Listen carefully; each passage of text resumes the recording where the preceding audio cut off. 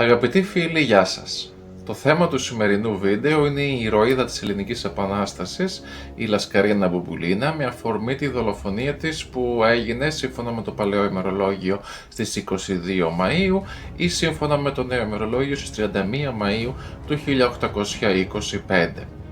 Η ζωή της Λασκαρίνας Μπουμπουλίνας μοιάζει περισσότερο με θρύλο παρά με πραγματική ιστορία.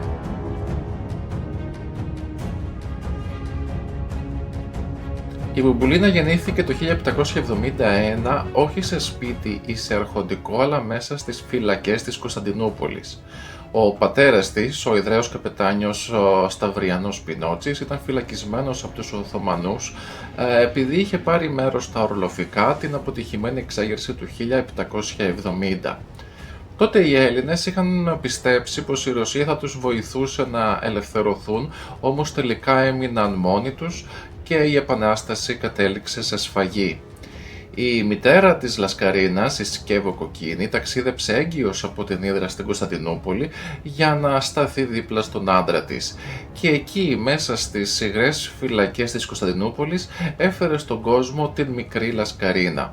Λίγο αργότερα ο πατέρας της πέθανε και η μάνα με την κόρη επέστρεψαν στην Ύδρα. Όταν η Λασκαρίνα ήταν 4 ετών, η μητέρα της ξαναπαντρεύτηκε. Νέος της σύζυγος ήταν ο σπετσιώτης καπετάνιος Δημήτριος, που είχε το προσωνύμιο Ορλόφ. Έτσι η οικογένεια μετακόμισε στις Σπέτσες, όπου η μικρή Λασκαρίνα μεγάλωσε δίπλα στη θάλασσα, ανάμεσα στα ναυπηγεία, στα καράβια, στους καπεταναίους, δείχνοντας από μικρή ότι η ζωή της ανήκε στη θάλασσα. Παντρεύτηκε 2 φορές και απέκτησε 7 παιδιά, όμως και οι 2 άντρες της σκοτώθηκαν από Αλγερινούς πειρατές. Την πρώτη φορά που χείρεψε η Λασκαρίνα ήταν 26 ετών και τη δεύτερη 40 ετών. Ο πρώτος της σύζυγος ήταν ο Δημήτριος Γιάννουζας και δεύτερος ο Δημήτριος Μπούμπουλης, από τον οποίο πήρε και το όνομα με το οποίο έμεινε στην ιστορία, Μπουμπουλίνα. Τότε όμως, αντί να αποσυρθεί, ανέλαβε η ίδια την ναυτιλιακή περιουσία της οικογένειας. Με πείσμα και επιχειρηματικό μυαλό, κατάφερε να γίνει μια από τις πλουσιότερες γυναίκες του ελληνικού χώρου, με περιουσία που άγγιζε τα 300.000 χρυσά τάλιρα και που σήμερα το ποσό αυτό αντιστοιχεί περίπου στα 16 εκατομμύρια ευρώ.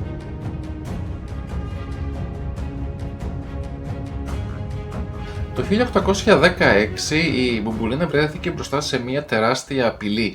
Οι Οθωμανοί αποφάσισαν να της πάρουν όλη την περιουσία επειδή ο νεκρός άντρας της κατηγορούνταν ότι είχε βοηθήσει τη Ρωσία στον πόλεμο εναντίον της Οθωμανικής Αυτοκρατορίας. Για μια γυναίκα εκείνης της εποχής αυτό μπορούσε να σημαίνει την απόλυτη καταστροφή. Η Μπουμπουλίνα όμως δεν λύγησε. Μόνη της πήγε στην Κωνσταντινούπολη και κατάφερε να κινηθεί με τρομερή εξυπνάδα μέσα στην καρδιά της Οθωμανικής εξουσίας. Κατάφερε και παρουσιάστηκε στη μητέρα του Σουλτάνου, τη Βαλεντέ Σουλτάνα, σαν μια αδικημένη χήρα με 7 ορφανά παιδιά.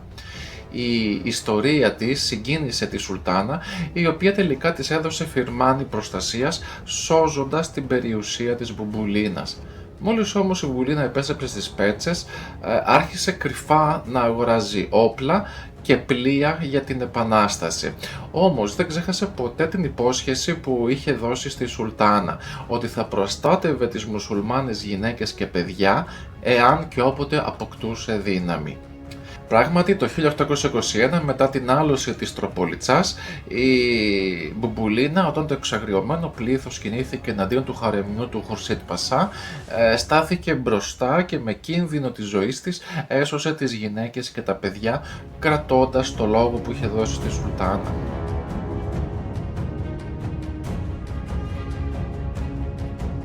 Η σχέση της Μπουμπουλίνας με τη φιλική εταιρεία είναι ίσως ένα από τα πιο απίστευτα κομμάτια της ιστορίας της. Ο λόγος είναι απλός. Κατάφερε κάτι που καμία άλλη γυναίκα δεν πέτυχε ποτέ. Έγινε το μοναδικό γυναικείο μέλος της φιλικής εταιρείας. Η οργάνωση αυτή είχε ιδρυθεί το 1814 στην Οδυσσό και λειτουργούσε μέσα σε απόλυτη μυστικότητα. Οι κανόνες ήταν πολύ αυστηροί και απαγόρευαν ξεκάθαρα τη μοίηση γυναικών. Οι φιλικοί πίστευαν πως οι γυναίκες της εποχής θα μπορούσαν πιο εύκολα να πιεστούν και να αποκαλύψουν τα μυστικά της οργάνωσης. Όμως όταν γνώρισαν την Μπουμπουλίνα είδαν κάτι εντελώς διαφορετικό. Δεν έβλεπαν απλώς μια γυναίκα, αλλά μια πανίσχυρη καραβοκύρισα με τεράστια περιουσία, επιρροή, θάρρος, τόλμη και απόλυτο μίσος για την Οθωμανική Αυτοκρατορία. Η μοίηση της φαίνεται να έγινε στην Κωνσταντινούπολη το 1819. Εκεί γνώρισε σημαντικά πρόσωπα και στελέχη της φιλικής εταιρείας, τα οποία αφού πρώτα την έλεγξαν προσεκτικά, της επέτρεψαν να δώσει τον ιερό όρκο των φιλικών. Η Μπουμπουλίνα έμαθε τα συνθηματικά και τους μυστικούς τρόπους επικοινωνίας της εταιρείας, όμως το όνομά της δεν γράφτηκε ποτέ στα επίσημα κατάστοιχα της εταιρείας, επειδή η μοίησή της παραβίαζε τους κανόνες της οργάνωσης και φυσικά δεν έμεινε μόνο στα λόγια. Επιστρέφοντας στις Πέτσες, άρχισε να αγοράζει κρυφά όπλα και πολεμοφόδια που τα έκρυβε στο σπίτι της, να οργανώνει το δικό της ενόπλο σώμα και να ετοιμάζει τα καράβια της για την Επανάσταση. Όλα ήταν πληρωμένα από την προσωπική της περιουσία. Έτσι, όταν ήρθε η ώρα της Επανάστασης, η Μπουμπουλίνα δεν χρειάστηκε να ξεκινήσει από το μηδέν. Είχε ήδη έτοιμα καράβια, όπλα, άντρες και ένα σχέδιο δράσης.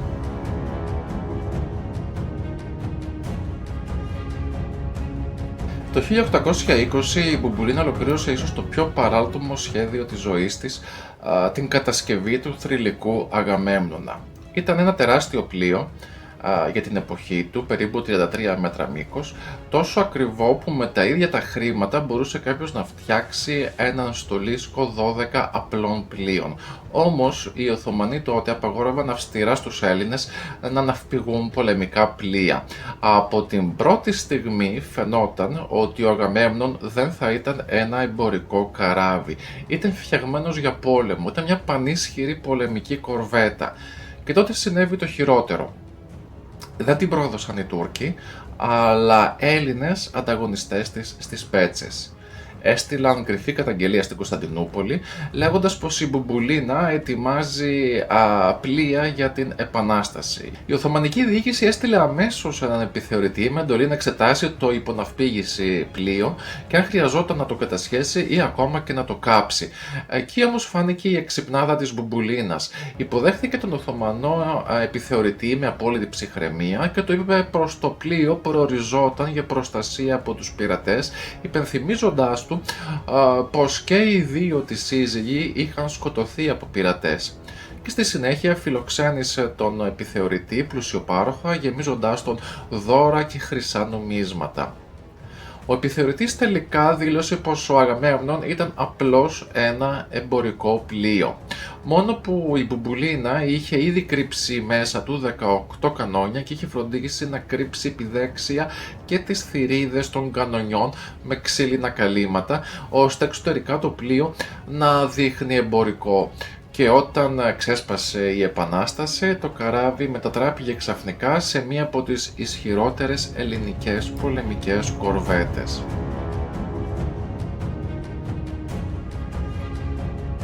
Η σχέση της Μπουμπουλίνας με τον Θεόδωρο Κολοκοτρώνη ήταν μία από τις πιο δυνατές συμμαχίες της Ελληνικής Επανάστασης. Οι δυο τους συνδέθηκαν με αμοιβαίο σεβασμό, εμπιστοσύνη και φυσικά έναν κοινό στόχο, την ελευθερία της Ελλάδας. Όμως η συμμαχία, που στην αρχή έδωσε τεράστια δύναμη στον αγώνα, στο τέλος οδήγησε την Μπουμπουλίνα στην καταστροφή. Η πρώτη μεγάλη συνεργασία τους ξεκίνησε στην πολιορκία της Τριπολιτσάς το 1821. Ο Κολοκοτρώνης είδε από κοντά ότι η Μπουμπουλίνα δεν ήταν απλώς μια πλούσια καραβοκύρισα που βοηθούσε οικονομικά τον αγώνα. Είχε δικό της στρατόπεδο, πλήρωνε τους άντρες της από την προσωπική της περιουσία και συμμετείχε κανονικά στις επιχειρήσεις σαν ισότιμη αρχηγός. Μετά την άλωση της πόλης, η σχέση τους έγινε ακόμα πιο στενή. Λίγο αργότερα οι δύο οικογένειες ενώθηκαν και επισήμως. Η κόρη της Μπουμπουλίνας, η Ελένη, παντρεύτηκε τον Πάνο Κολοκοτρώνη, τον αγαπημένο γιο του γέρου του Μοριά. Αυτός ο γάμος όμως δεν ήταν μόνο οικογενειακή ένωση, αλλά και πολιτική συμμαχία. Μαζί αντάλλαζαν συνεχώς κρυπτογραφημένα μηνύματα για τις πολεμικές τους επιχειρήσεις. Η ίδια έκρυβε έγγραφα και κώδικες της φιλικής εταιρείας μέσα σε κρυφές τσέπες στο ρούχο της και στην καμπίνα του Αγαμέμνονα.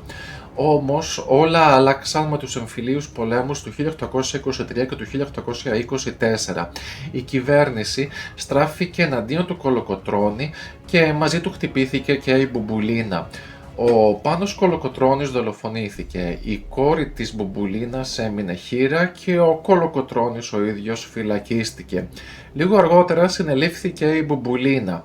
Εξορίστηκε από το ναύπλιο και επέστρεψε στις Πέτσες, έχοντας ξοδέψει σχεδόν όλη την περιουσία της για την Επανάσταση.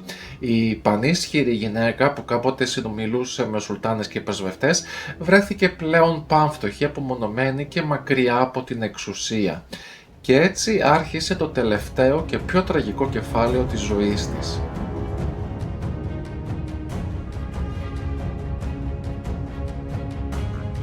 Η Λασκαρίνα Μπουμπουλίνα δεν έμοιαζε με καμία γυναίκα της εποχής της. Σε μια κοινωνία που οι περισσότερες γυναίκες έμεναν μακριά από την εξουσία και τις μεγάλες αποφάσεις, εκείνη ζούσε και συμπεριφερόταν σαν πραγματικός καπετάνιος. Όσοι τη γνώρισαν μιλούσαν για μια επιβλητική μορφή με δυνατή παρουσία, τραχιά φωνή και χαρακτήρα που δεν δεχόταν αντιρρήσεις. Δεν είχε τους ευγενικούς τρόπους μιας αρχόντισσας, μιλούσε όπως οι ναυτικοί και οι πολεμιστές και όταν θύμωνε μπορούσε να βάλει στη θέση τους ακόμα και τους πιο έμπειρους καπεταναίους. Στα καράβια της ο λόγος της ήταν νόμος. Κανείς δεν τολμούσε να την αμφισβητήσει και αυτό φάνηκε ξεκάθαρα στις μάχες που συμμετείχε κατά τη διάρκεια της Επανάστασης. Στην πολιορκία του ναυπλίου βρισκόταν πάνω στον Αγαμέμνονα μέσα στην πρώτη γραμμή της μάχης.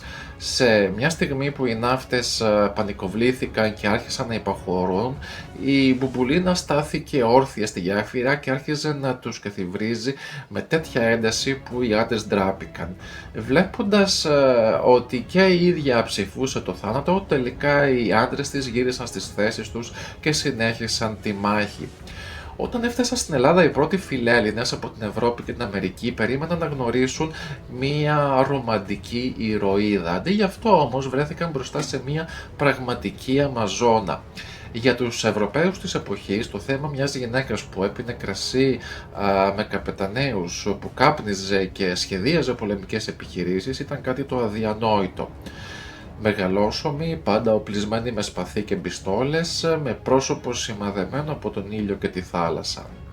Ο Γάλλος φιλέλληνας Ολιβιέ Βουτιέ, ο νεαρός αξιωματικός που συνέδεσε το όνομά του με την ανέβρεση της Αφροδίτης της Μήλου, έγραψε πως η φωνή της έμοιαζε με βροντί όταν έδινε διαταγές. Η δολοφονία του Παύλου Κολοκοτρώνη το 1824 ήταν μια από τις πιο σκοτεινές στιγμές της Ελληνικής Επανάστασης και το πιο τραγικό ήταν πως δεν έγινε στη μάχη με τους Οθωμανούς. Έγινε από Έλληνες όταν ο ένας είχε στραφεί εναντίον του άλλου για χάρη της εξουσίας. Στις 13 Νοεμβρίου του 1824 ο Πάνος Κολοκοτρώνης, ο αγαπημένος γιος του Θεόδωρου Κολοκοτρώνη και σύζυγος της Ελένης Μπούμπουλη, έφυγε από το πιεσμένο ναύπλιο για να συναντήσει τον πατέρα του στην Αρκαδία. Καθώς περνούσε κοντά από το χωριό Θάνα, η μικρή συνοδεία που τον συνόδευε έπεσε σε ενέδρα. Ξαφνικά ακούστηκε ένας πυροβολισμός. Τότε ο Πάνος Κολοκοτρώνης έπεσε αμέσως νεκρός. Η σφαίρα τον είχε χτυπήσει στο πίσω μέρος του κεφαλιού του. Σύγχρονες εξετάσεις στο κρανίο του, που φυλάσσεται σήμερα στο Εθνικό Ιστορικό Μουσείο στην Αθήνα, έδειξαν πως ο θάνατός του ήταν ακαριαίος. Το βλήμα διέλυσε τον εγκέφαλό του και βγήκε από το μπροστινό μέρος του κρανίου. Ο Πάνος Κολοκοτρώνης δεν πρόλαβε να καταλάβει τι είχε συμβεί.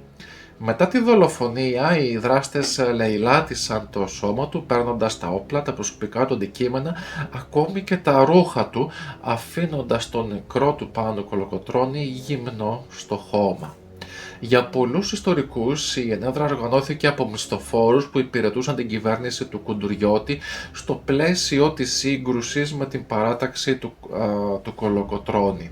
Ανάμεσά τους υπήρχαν Σουλιώτες και Βούλγαροι πολεμιστές υπό τις διαταγές του Βάσου Μαυροβουνιώτη.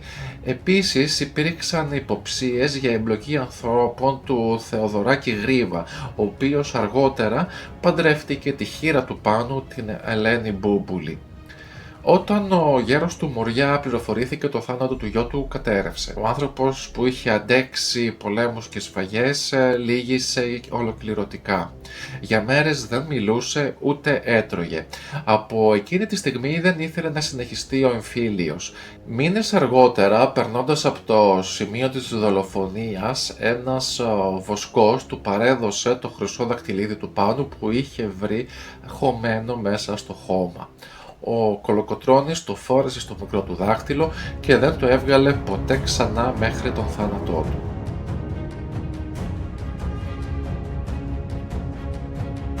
Μετά τη δολοφονία του Πάνου Κολοκοτρώνη το 1824, η μεγάλη συμμαχία ανάμεσα στην Μπουμπουλίνα και τον Κολοκοτρώνη άρχισε να διαλύεται. Η κόρη της Μπουμπουλίνας, η όμορφη Ελένη, έμεινε χήρα μόλις τα 17 της χρόνια χωρίς παιδιά και βρέθηκε στο κέντρο ενός έντονου παρασκηνίου. Ο Θεόδωρος Κολοκοτρώνης, τσακισμένος από τον χαμό του αγαπημένου του γιου, δεν ήθελε να αφήσει την Ελένη να επιστρέψει στις Πέτσες. Ήθελε να την κρατήσει κοντά του και να κανονίσει ο ίδιος τον επόμενο γάμο της με κάποιον οπλαρχηγό που εμπιστευόταν. Η Ελένη όμως είχε ήδη ερωτευθεί τον Θεοδωράκη Γρίβα, ένα δυναμικό και ανυπότακτο αγωνιστή. Με την μυστική βοήθεια της ίδιας της Μπουμπουλίνας κατάφερε να ξεφύγει από την επιτήρηση του Κολοκοτρώνη, αφήνοντας πίσω ακόμη και την πρίκα της, και παντρεύτηκε τον άνθρωπο που αγαπούσε. Ο γάμος τους αποδείχθηκε επιτυχημένος και φυσικά ευτυχισμένος. Η Ελένη έκανε οικογένεια, απέκτησε παιδιά και έζησε για να δει την ελεύθερη Ελλάδα μακριά από τις τραγωδίες που σημάδεψαν την νεότητά της, ενώ ο Γρίβας χρημάτισε ακόμη και υπουργός του ελεύθερου ελληνικού κράτους.